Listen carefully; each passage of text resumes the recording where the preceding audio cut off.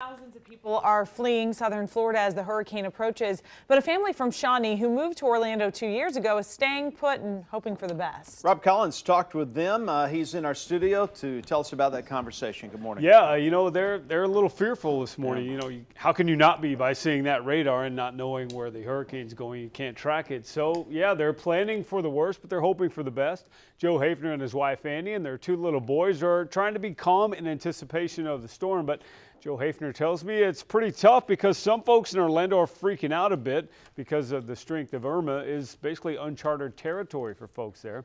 He says stores are slammed and there are pockets of pandemonium around town. He says gas, water, and generators are tough to find. He says he purchased hundreds of batteries along with some water and food, other necessities just in case.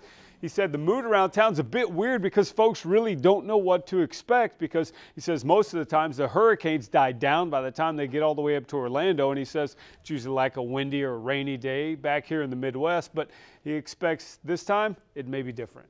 Because a lot of people down here in Central Florida, they don't put boards up, they don't have shutters. It just hasn't been needed. I don't think in the last 60 years. So this could it might change some things around here. We'll see. I hope not.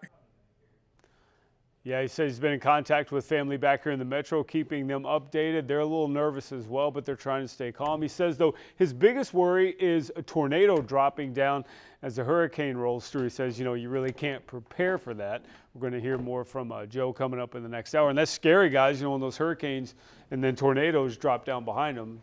Carly can talk more about that later, but he said that's what they're really worried about. They had that in Houston. A lot of tornadoes. Thanks.